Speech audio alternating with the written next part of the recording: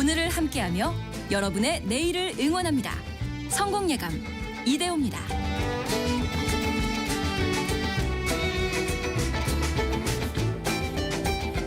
성공예감 이대호입니다. 2부의 문을 열겠습니다. 금방 10시 5분이 됐고요. 또 2부까지 기다려주셔서 감사합니다. 9월 17일 수요일 오전 10시 5분 함께하고 계십니다.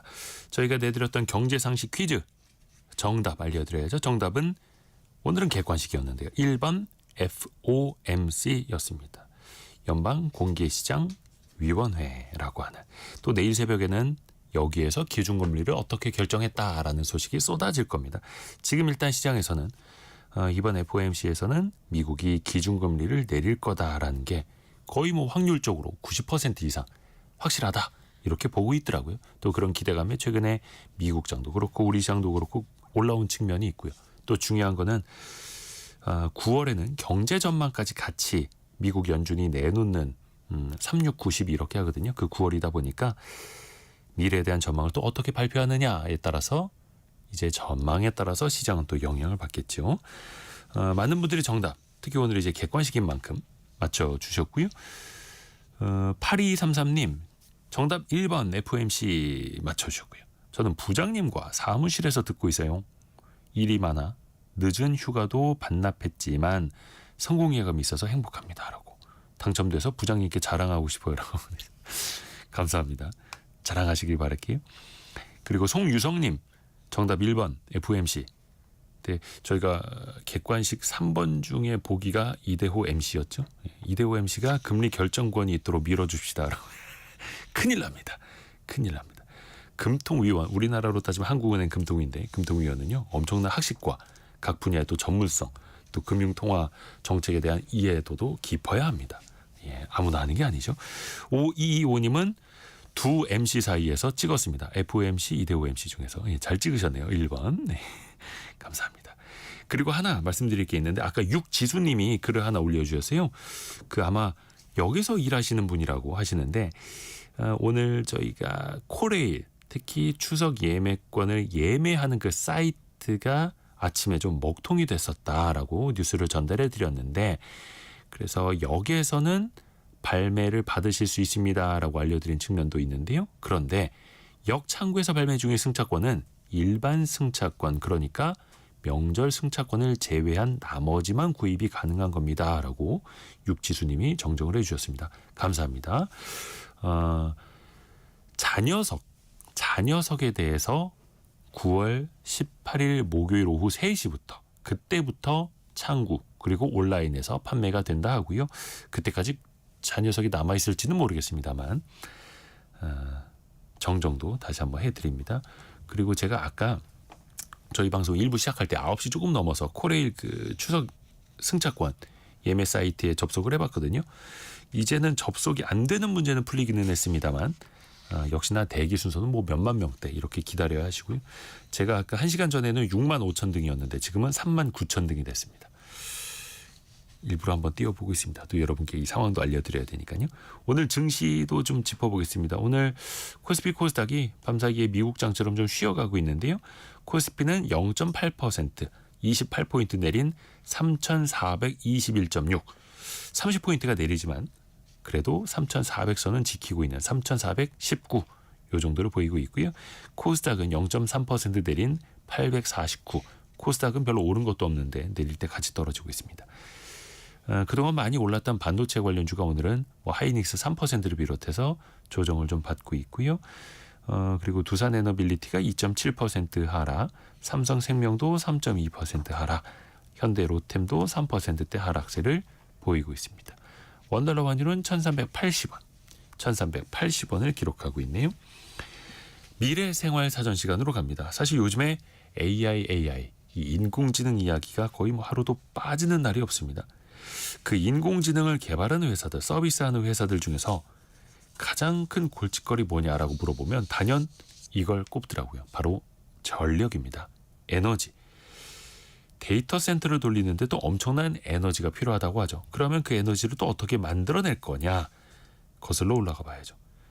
해서 비용을 또 줄일 수 있는 방안을 계속해서 생각해내고 있는데 소형 원자력, 수소 에너지, 나아가서 핵 융합 방식까지도 스터디가 되고 있습니다.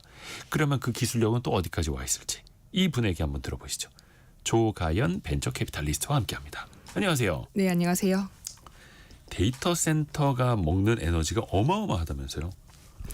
그 사실 나오고 있는 이야기가 AI와 거기서 파생되는 데이터 센터의 전력 수요가 폭증을 하면서 네. 2030년까지 전 세계 가정을 포함해서 전력 수요 증가분의 20% 이상을 이런 데이터 센터에 대한 수요로 발생할 것이다라는 얘기를 하고 있고 네. 심지어 전력이 부족해서 AI 개발 속도가 늦춰질 것이다라는 전망들까지 나오고 있거든요. 이제 그런 것들을 고려하면 당연히 이 에너지라고 하는 것이 굉장히 중요한 요소이고 이것 때문에 소위 차세대 에너지 그리고 이제 친환경적인 관점을 더해서 신재생 에너지라고 하는 것들이 필요하다라는 얘기를 하고 있습니다. 네. 뭐 국제 재생 에너지 기구나 국제 에너지 기구 같은 곳들이 나오는 그 보고서를 보면 현재 기준으로 그 차세대 또는 신재생 에너지가 2035년에는 우리 돈으로 한 3,450조 원 정도까지 커질 것이다라고 얘기를 하고 있고 3,450조 원. 예, 특히나 이제 재생 에너지에 대한 좀 관점을 주목하고 있는데 재생 에너지가 작년에만 네. 거의 이제 조사 기간마다 다르지만 한 700기가와트 정도가 증설됐다라고 얘기를 하고 있습니다. 이 700기가와트가 1년 동안 증설된 것은 그동안의 역사상 가장 큰 증가치이고 최대치이기도 하고요. 그래서 그 글로벌 에너지 전환에 대한 요구가 실제로 이제는 현장에서 이루어지고 있고 뭐 특히나 뭐 러시아 우크라이나 전쟁 같은 것들 때문에 에너지 공급망에 대한 우려도 있으면서 뭐 여러 가지 요소가 섞여서 이제는 이제 차세대 에너지 또는 신재생 에너지에 대한 전력 수요가 증가하고 시장이 커질 것이다라는 보고서들이 많이 나오고 있습니다. 안 쓸 수도 없는 것이고 기업들 스스로 어떤 뭐 데이터 센터 필요에 의해서 신재생 에너지를 더 찾게 되고 정책적으로 좀 달라지는 것들도 하나의 배경 아닙니까? 뭐 잘 아시겠지만 2050년까지 탄소를 거의 발생시키지 말자, 뭐 탄소 중립을 하자, 넷제로를 하자라는 그 목표도 있고요. 네. 그리고 최근 같은 경우에는 이제 여러 가지 대규모 설비들, 뭐 정유화학이라든지 해운 선박 같은 곳들에서도 에너지 수요를 탈탄소화시키자라는 글로벌 정책이 많이 나오고 있습니다. 사실 근데 이런 정책적인 부분뿐만이 아니라 기업들도 좀 스스로 필요로 하고 있는 게 말씀하신 것처럼 이런 인공지능을 개발하는 빅테크 기업들 그리고 이제 인프라를 좀 많이 쓰는 기업들은 아무래도 전력 수요가 많이 늘어날 수밖에 없다 보니까 에너지를 좀 가까운 곳에서 이용을 하고 동시에 그러면서도 탄소 배출권을 좀 획득할 수 있는 좀 그런 그 깨끗한 에너지에 대한 수요가 늘어나고 있어서요. 이제 이런 것들도 글로벌 신재생 에너지 수요를 증가시키는 데 주요한 원동력이 될 것이다라는 이야기는 나옵니다. 탄소 배출을 줄여야 하니 깨끗한 에너지를 써야 하고 또 하나가 이제 그러면 어떤 신재생 에너지들이 있는지 하나하나 좀 살펴봐야 할 텐데 사실 가장 흔한데 또 어려운 게 있죠. 수소 아닙니까? 수소. 수소 경제 이야기를 아마 뭐 이 이야기가 나온 지 워낙 오래되어서 많이 들어보셨을 텐데 사실 수소라고 하는 거는 저희 뭐 학교 때도 배우지만 원자번호 1번인 가장 흔한 가볍고 가장 가볍고 가장 그 우주 공간에도 가장 많이 있는 그 존재인데 이게 신재생 에너지 관점에서는 오랫동안 계속 주목받아 오고 있습니다. 아무래도 뭐 화학 공정이나 여러 가지 원재료로 쓰고 있고 뭐 철강이나 해운이나 항공이나 이런 주요 산업군에서도 탈탄소화가 필요하다 보니까 그런 대규모 전력이나 에너지를 공급할 수 있는 주요한 그 요소는 결국 수소다라는 얘기들을 하고 있고요. 국제 에너지 기구도 이야기를 하고 있는 게 전 세계 수소 생산량이 2023년 기준으로 한 전 세계 수소 생산량이 9,700만 톤 정도가 되는데 이게 2030년 정도에는 이 그 생산량이 늘어나면서 전 세계 수소 경제가 한 430조 원 정도로 성장할 것이다라는 이야기를 하고 있습니다. 어떻게 보면 이제 태동하는 게 수소 에너지 시장인데요. 이게 수소가 뭔가 우주 질량의 아까 그 75% 차지한다고는 했는데 이거를 생산하는 게 또 의외로 어렵더라고요. 방식도 좀 복잡하기도 하고요. 그러니까 일단 수소는 어떻게 만들어지냐에 따라서 좀 분류할 수 있는데요. 네. 그 업계에서 쓰는 용어로는 이제 4가지 정도로 나누고 있습니다. 뭐 그레이 수소, 블루 수소, 그린 수소 그리고 뭐 핑크 수소라고 하는 것도 나오고 있는데 이게 수소의 색깔은 없지만 예. 그냥 생산되는 방식에 따라서 이름을 붙인 거죠. 예, 그러니까 생산 방식에 따라 오염 물질이 얼마나 나오냐의 그 차이가 있어서 이렇게 이름을 붙이고 있는데요. 가장 먼저 이제 그레이 수소가 지금 가장 많이 쓰이고 있는 수소인데 수소를 추출해내기 위한 원재료, 그러니까 소위 말하는 그 원동력으로 그 원래 우리가 쓰고 있던 전통적인 화석연료 같은 석탄 또는 천연가스를 이용해서 만들어지는 수소가 바로 이 그레이 수소입니다. 간단하게 말씀드리면 천연가스를 고온에서 고압의 수증기를 가지고 분해해서 생산하는 그 수소가 이제 계질 수소라고 불리는 것들이고요. 석유화학을 분해하는 공정에서 일종의 부산물로 자연스럽게 만들어지는 수소가 있는데 그건 이제 부생수소라고 부르고 있습니다. 네. 이 계질 수소와 부생수소를 합쳐가지고 보통 이제 그레이 수소라고 얘기를 하는데요. 이런 방식이 전 세계 수소 생산의 거의 50%를 차지하고 있고요.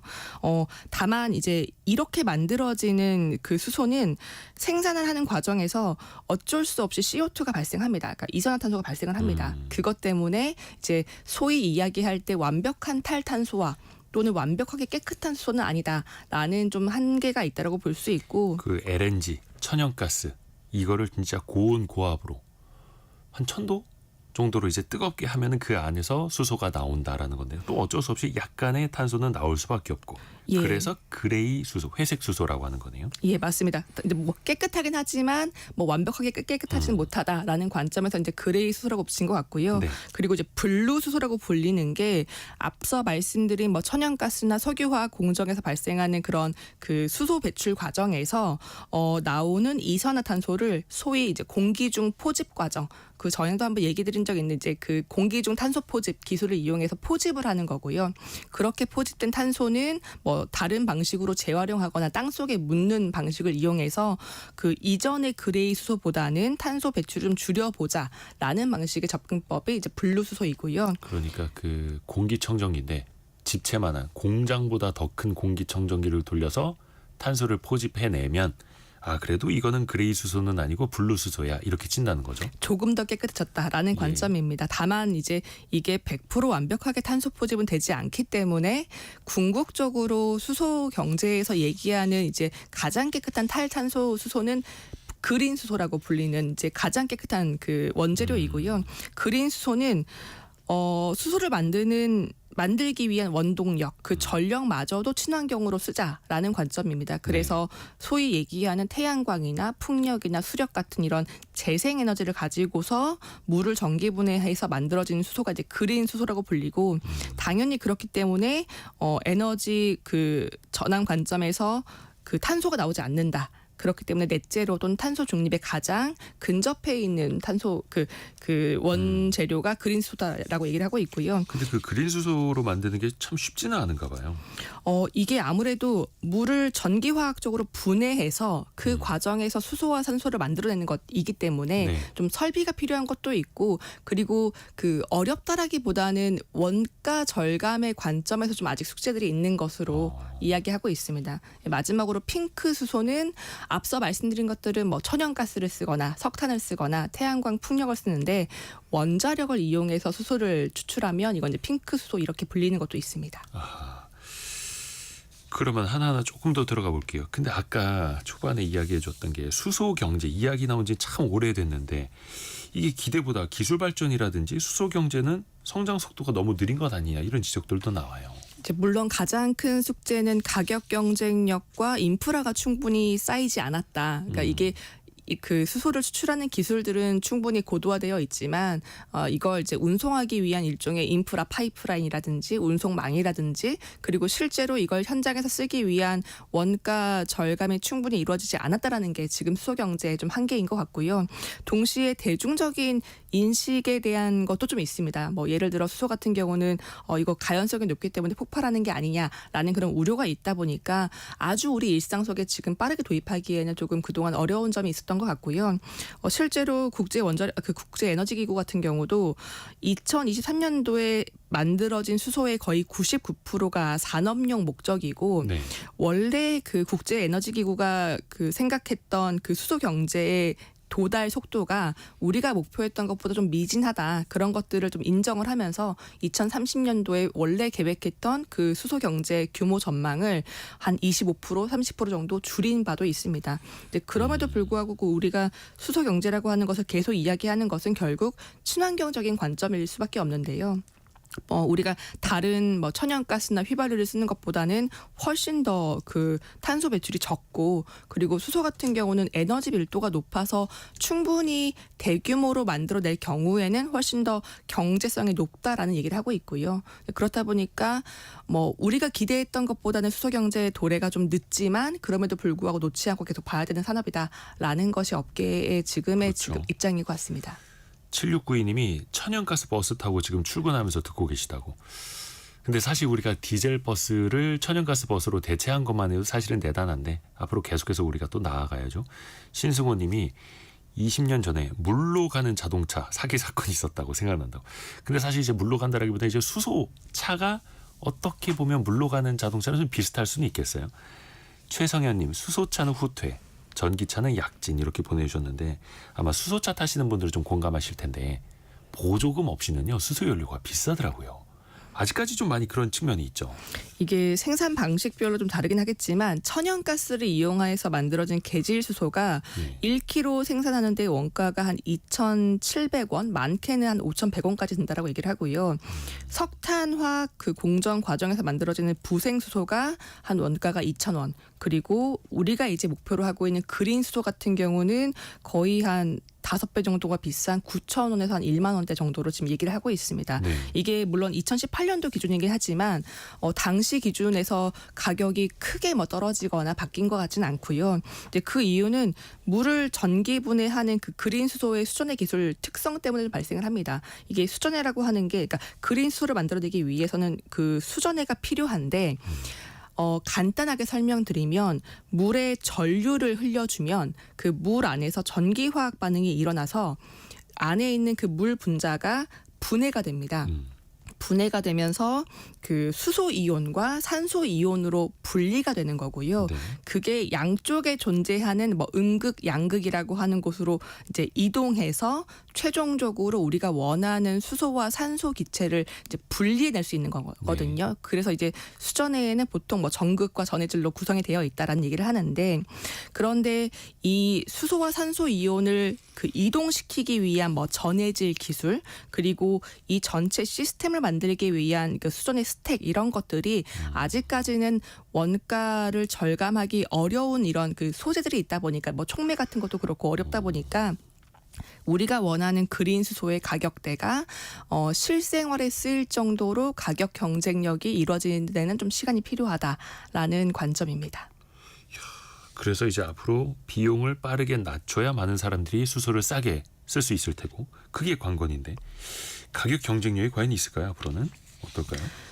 여러 가지 기술 개발이 이루어지고 있으니까 사실 인공지능 같은 경우도 저희가 맨 처음에 그 챗GPT를 이용을 할 때 과연 이런 생성형 AI가 우리 실생활에 쓰일 정도로 과연 싸질 것인가에 대한 질문이 많이 있었고, 다수의 기업들이 각자의 방식으로 인공지능을 개발하면서 이제는 대중적으로 쓸 수 있는 서비스가 된 것처럼 이 그린 수소를 만들기 위한 수전의 기술, 장치, 제조 방식, 이런 것들도 계속 고도화되고 있긴 합니다. 최근에도 변화를 보면은 수전의 기술 같은 경우도 일부 공급 단가가 좀 떨어지는 보고서들이 나오고 있고요. 네. 또 그 수전의 장치에 활용되는 게 백금 같은 이런 고가 금속인데, 그 고가 금속 대신에 일종의 배합 노하우를 통해서 좀 더 저렴한 그 배합을 하는 방식도 연구 개발되고 있고요. 또 대규모 장비가 필요한데 이런 것들을 일체형으로 만든다거나 또는 모듈형처럼 만들어서 크게 하나를 만들지 않고 컨테이너나 모듈을 좀 쌓아가지고 조립할 수 있는 방식, 그러니까 이렇게 되게 원가를 절감할 수 있는 방식들은 계속 개발되고 있습니다. 그렇다 보니 청정 수소를 좀 써야 한다라는 정책적 드라이브와 함께 그 얽혀서 수소에 대한 관심도는 계속 유지되고 있다라고 보고 있습니다. 그러면 궁극적으로는 계속해서 그린 수소, 그러니까 태양광, 풍력 이런 데서 나오는 에너지로 생산하는 수소로 가야 하는데, 그러면 이 그린 수소도 어디에서 만들어지느냐에 따라서 가격이 다를까요? 그린 수소가 만들어지기 위해서 필요한 그 전력의 기반이 앞서 말씀드린 것처럼 태양력 또는 풍력, 수력 이런 거다 보니까 당연히 그 지리적인 영향을 받습니다. 예를 들어 뭐 호주나 중동처럼 굉장히 대륙이 넓고 그 평지가 많고 일조량이 많은 곳들은 태양열을 그 수집하기 굉장히 좋을 거고요. 또 네. 당연히 좀 더 저렴하게 만들 수 있을 것이고 그 한국처럼 태양열을 좀 설치하기 위한 공간이 좀 부족하다거나 풍력을 위한 또 공간이 좀 부족한 국가 같은 경우는 재생에너지 단가 자체가 비싸다 보니까 그린 수소를 만드는 단가도 비싸질 수밖에 없습니다. 그렇다 보니까 최근에는 신재생 에너지 전력 단가가 저렴한 국가에서 그린 수소를 만들고 그 그린 수소를 뭐 해상이라든지 육로를 통해서 주로 해상이긴 하지만 해상을 통해서 그 신재생 에너지 수요가 있는 곳으로 수출입하는 이런 그 운송망들도 이용되고 있습니다. 그래서 그걸 어떻게 운송할 것인가. 근데 또 여기에서 나오는 게 암모니아가 나오더라고요. 암모니아가 수소를 운반하기 위한 운반체 이걸 이제 뭐 캐리어라고 부르기도 하는데 네. 수소를 운반하기 위한 운반체로 가장 적합할 것이다라고 보는 게 지금 그 관점인 것 같고요.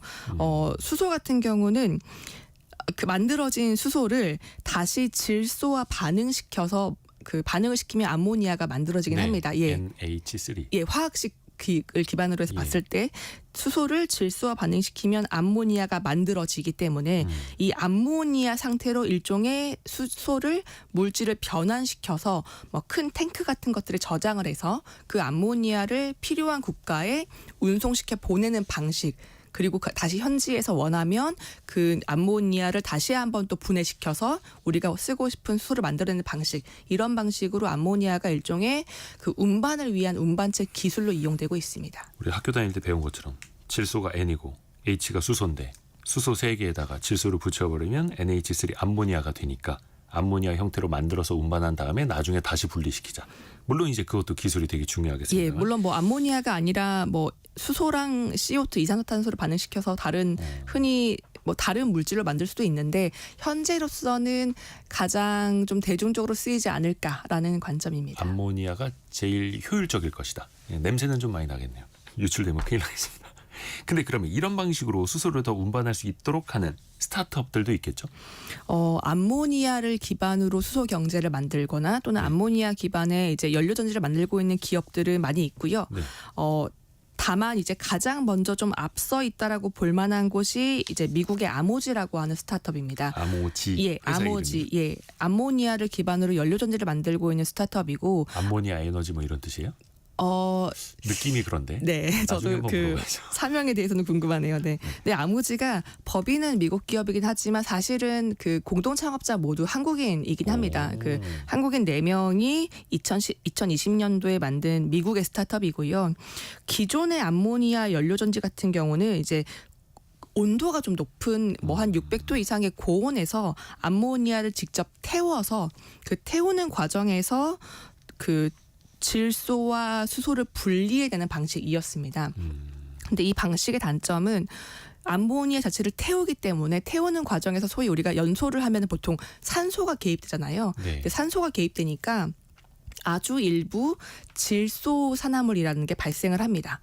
이 질소 산화물이 이제 소위 그 좋지 않은 물질 또는 뭐 오염 물질로 인식되는 거다 보니까 그 기존의 암모니아 연료 전지를 만들기 위한 암모니아 연소 과정에 대한 좀 단점이 지적이 됐었었고요. 이 아모지라고 하는 회사 같은 경우는 암모니아에서 수소를 그 만들어내는 그 분해 과정을 일종의 그 일체형 모듈로 만들어서 예, 그 과정에서 산소와 닿지 않도록 만드는 게 이 회사의 핵심입니다.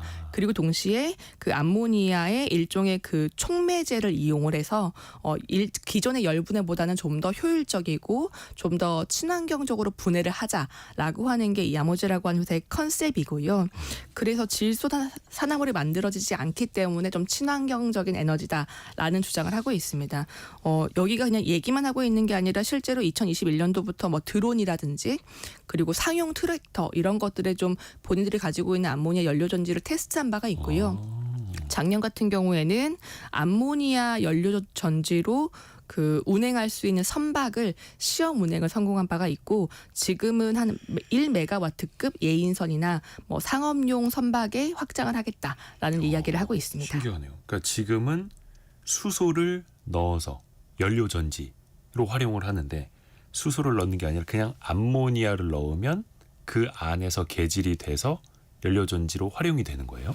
원래는 암모니아에서 그 필요한 현장에서 수소를 분리해서 이제 따로따로 수소만 하는데. 쓰는데 여기는 이제 그 수소를 분리하는 과정까지의 일련의 작업이 통째로. 하나의 모듈에서 이루어지게 만드는 근데 그 거고요. 모듈이 드론 안에 들어갈 정도로요?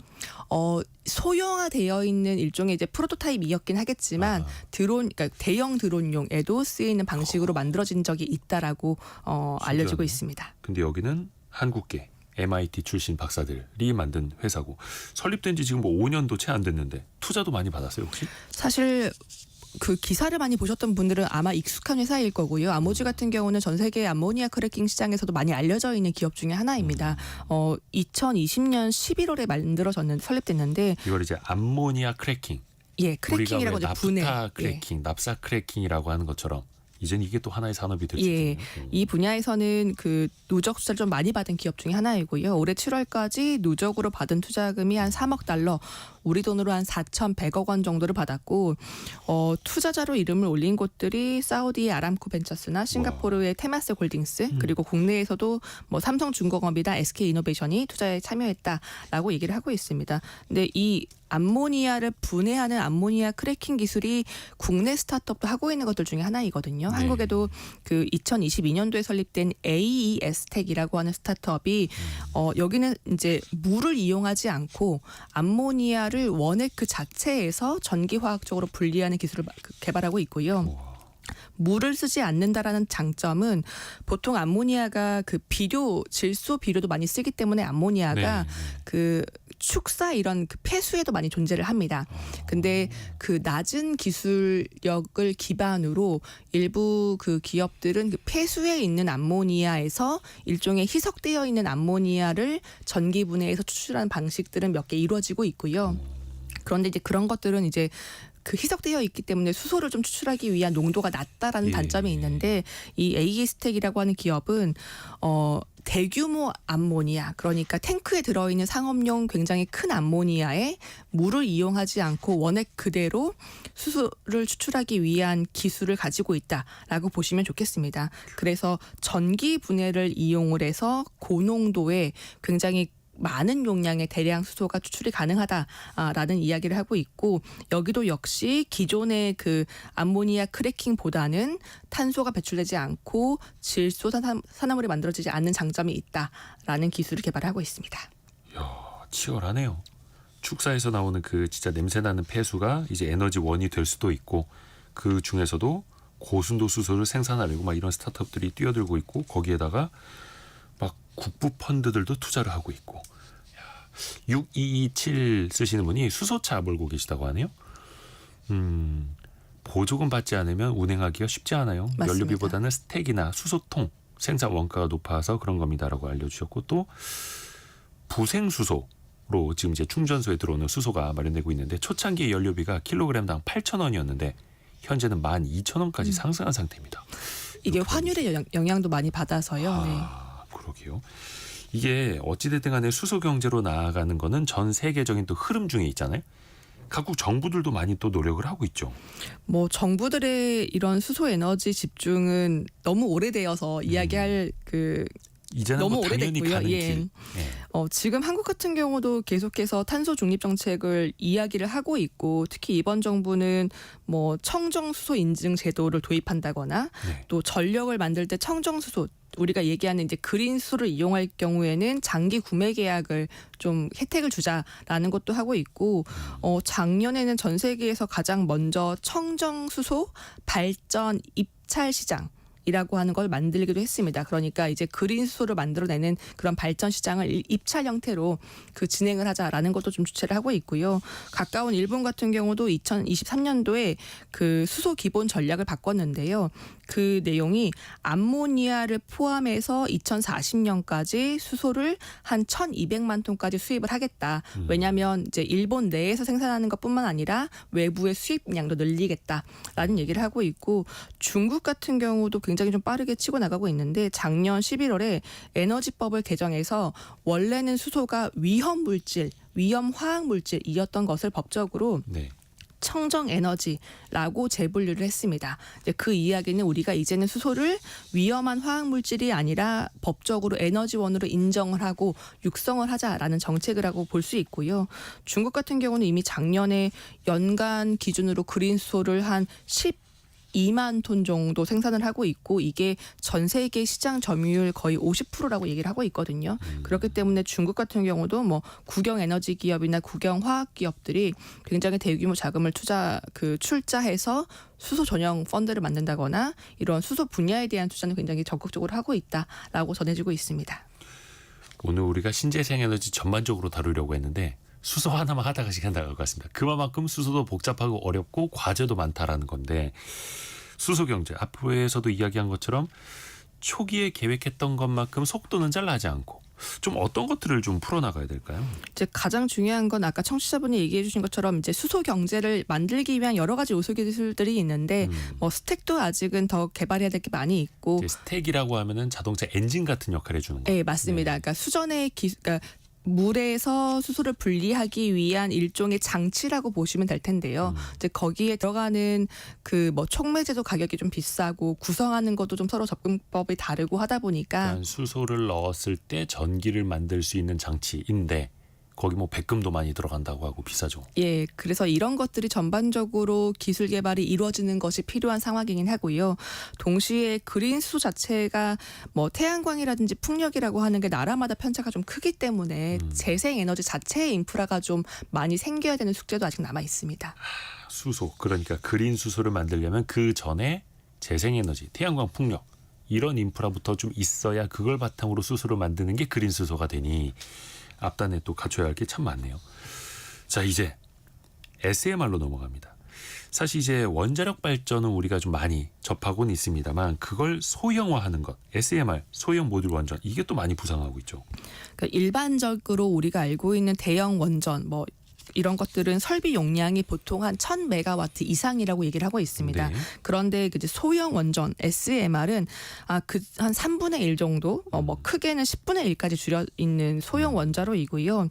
또 재미있는 것은 대형 원전은 원전 부지를 계약을 하면 그 부지에서 하나부터 10까지 전부 다 그 부지에서 건축을 해야 되는데 소형 원자로는 아무래도 크기가 작다 보니까 현장에서 만드는 게 아니라 공장에서 미리 그 설비들을 제작을 하고 현장으로 가져와서 조립하는 그러니까 모듈 방식이 가능한 접근법이 좀 장점입니다. 그래서 그 SMR의 M이 모듈. 맞습니다. 예, 그렇다 보니까 건설 기간도 줄어들 수 있고 크기가 줄어드니까 필요한 부지도 좀 적고 그리고 당연히 경제성이 좋은 것은 당연하고요. 그리고 이제 대형 원전과 비교했을 때 소형화되어 있기 때문에 아주 혹시나 사고가 발생하더라도 뭐 누출의 위험이라든지 폭발의 위험이 상대적으로 낮을 것이다라는 얘기를 하고 있고 또 대규모 원전은 한번 가동하기 시작하면 사실은 중간에 줄이거나 발전량을 감축시키는 것이 아주 쉽지는 않습니다. 그런데 이 소형 모듈 원자로 같은 경우는 뭐 내가 필요한 전력이 10이라고 한다면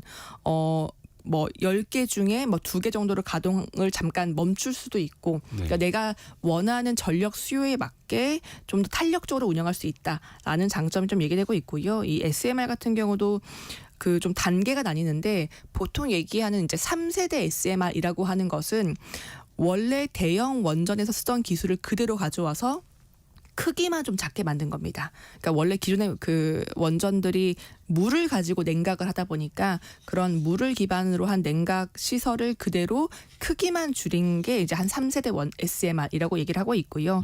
물이 아니라 좀 새로운 냉각제, 뭐 가스로를 쓴다거나 아니면 용융염을 쓴다거나 이렇게 좀 냉각제라든지 내부의 원자력 기술을 좀 바꾼 것들 이런 것들은 4세대 SMR이라고 부르기도 합니다. SMR도 이제는 조금씩 발전해 나가고 있고 사실 이런 정책을 또 리드하는 게 미국 아니겠습니까? 빼놓을 수가 없는데 근데 트럼프 대통령은 그 석유가스 같은 화석연료 좋아하잖아요.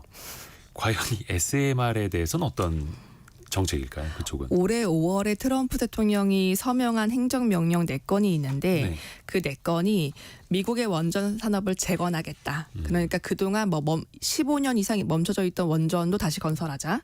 두 번째가 원전 기술을 국제적으로 확산시키겠다. 그리고 인허가 과정을 개혁하겠다.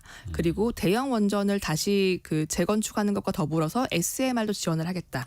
이 4가지 행정 서명에 행정 명령에 서명을 한 바가 있습니다. 그 이유는 역시 AI 때문입니까? 맞습니다. 이게 일단 전력이라고 하는 건 국가의 그 전략 자산이라는 게 하나가 그렇죠. 있고, 동시에 그 트럼프 행정부가 AI 데이터 센터를 중요 방어 시설로 지정을 했습니다. 그러니까 중요 방어 시설이기 때문에 여기는 전력 공급이 끊기면 안 되고, 그렇기 때문에 AI 데이터 센터를 지원하기 위한 SMR 시설도 이런 그 첨단 원자로를 포함해서 SMR도 우리는 중요 방어 시설이다. 그렇기 때문에 지원을 해야 된다라는 게 지금 트럼프 정부의 그 관점이긴 하고요.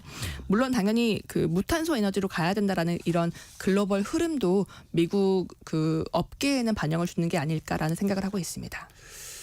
이게 또 그래서 나라마다 또 SMR 이것도 개발하려고 지금 뛰어들고 있고, 그러면 우리나라는 어느 정도까지 지금 와 있을까요?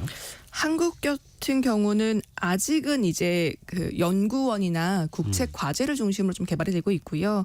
한국 같은 경우도 한국형 SMR, 뭐 ISMR이라고 부르는 것들도 개발을 하고 있는데, 한국 수력 원자력이 개발하고 있는 ISMR이 지금 2028년도 정도에 그 표준 설계 인가를 받고 2034년 정도에는 상업 운전을 하겠다라는 목표로 개발되고 있고요. 또 한국 원자력 연구원이 개발하고 있는 그 스마트 SMART 스마트라고 하는 그 프로젝트도 지금 함께 진행되고 있습니다. 근데 사실 그럼에도 불구하고 가장 앞서 나가 있는 곳은 미국이긴 하고, 예.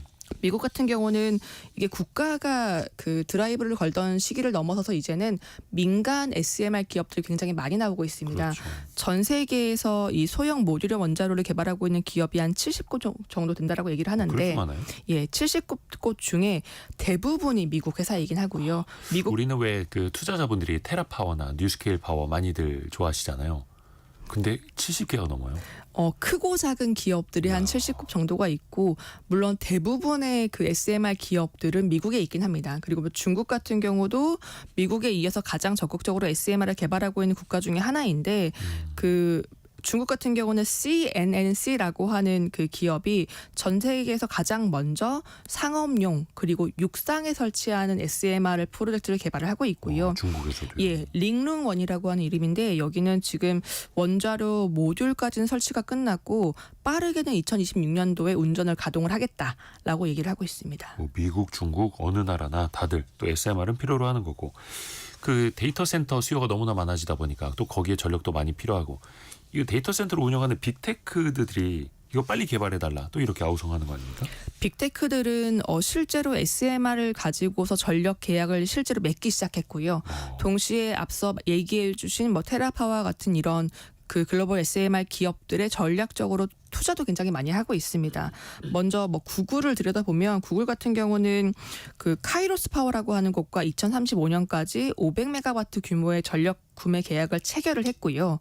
이 카이로스 파워 같은 경우는 첫 번째 원자로를 한 2030년도에 가동을 하겠다라고 얘기를 하고 있습니다. 아마존 같은 경우는 엑스에너지라고 하는 SMR 기업에 우리 돈으로 한 6,900억 원, 5억 달러 정도를 이미 투자를 한 바가 있고요. 네, 여기는 이제 미국 워싱턴에서 한 5기가와트급 정도의 SMR을 그 가동을 하겠다라고 얘기를 하고 있고, 뭐 메타라든지 그 마이크로소프트 같은 곳들도 향후 운영을 좀 앞두고 있는 그 데이터 센터들은 대부분 SMR을 기반으로 또는 첨단 원자로를 기반으로 좀 전력을 공급받겠다라는 실계약들을 이어가고 있습니다. 아마존 한 곳에서 2039년까지 5기가와트 SMR로. 그럼 이게 몇 개입니까? 뭐 한 수십 개, 수백 개 막 되는 거네요. 뭐 한 300메가와트 뭐 이런 이제 SMR도 있으니까. 예, 뭐 나누기 해 보면은 빅테크들의 수요 하나 자체만 해도 엄청나게 많다라는 거고. 근데 그 SMR이 이제 소형 모듈 원전인데, 소형 모듈 원전보다 더 작은 게 있어요? 이제 더 작아지면 마이크로 원자로라고 부르긴 하는데, 네. 사실 개념이 조금 모호하긴 합니다. 왜냐하면 SMR과 뭐 마이크로 원자로를 구분짓는 기준은 없기 때문에 좀 이제 애매한데요. 네. 가장 잘 알려져 있는 기업이 2013년도에 만들어진 미국의 오클로라고 하는, 지금 상장되어 있기도 한데 이제 오클로가 가장 많이 알려져 있고, 여기는 일반적인 SMR보다도 더 작게 한 뭐 1.5에서 한 20메가와트급 정도의 소규모 원자로를 개발하고 있는 것에 좀 특화되어 있고요.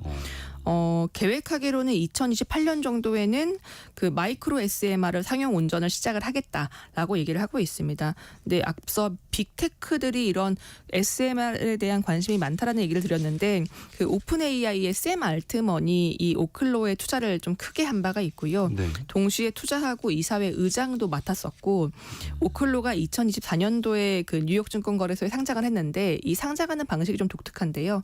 샘 알트만이 본인이 직접 만든 SPC 회사, 그러니까 소위 기업 인수 목적 회사를 스펙이라고도 하는. 만들어서 그 본인이 만든 스펙을 통해서 이 오클로를 상장시킨 바가 있습니다. 어떻게 보면 이 오클로를 상장하기 위해서 그 스펙을 만든 거고 또 그 스펙에는 본인이 또 투자를 했겠죠. 양쪽으로 투자를 해서 상장시켜서 나아가겠다. 그게 24년도에 상장을 한 거예요. 맞습니다. 예. 소형 모듈 원전 또 마이크로 원전이 또 될 수도 있는 거겠고요. 어떻게 보면 샘 알트먼도 최근에 인터뷰 중에서 AI 개발하는데 제일 힘든 게 뭐냐 그러니까 인재 문제도 있지만 결국엔 전력이다.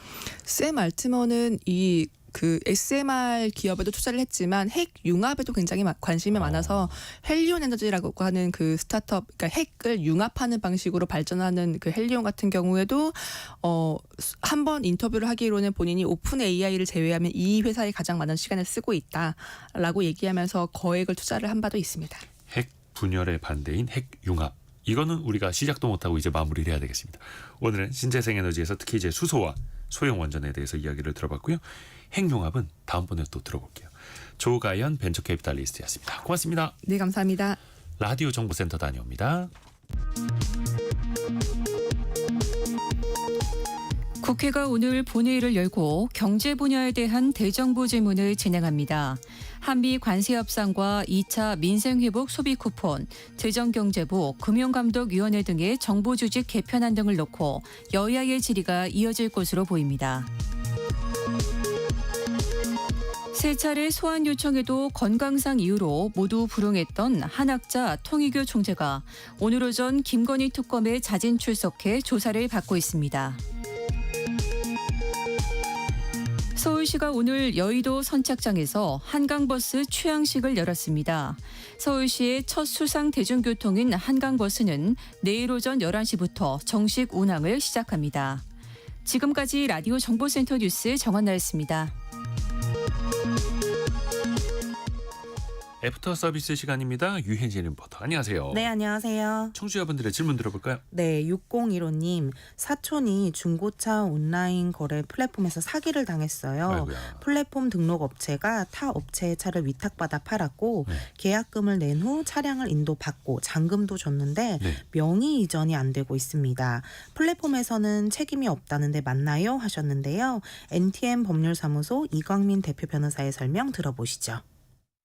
중고차 거래 플랫폼의 법적 책임은 없어 보이거든요. 왜냐면은 중고차 거래 플랫폼의 경우에는 거래를 중개하는 역할만 담당을 하는 걸로 해석이 돼요. 이용약관상의 면책 조항이 있거든요. 그 면책 조항에 따라서 당사자들끼리 일어나는 법적인 문제에 대해서는 책임을 지지 않는 게 통상적이에요. 형사로는 이제 사기가 될 수 있는지는 상대방에게 계약 당시에 기망의 의사가 있었는지를 밝혀내야 되거든요. 금전 문제이기 때문에 민사로 구제를 받으셔야 돼요.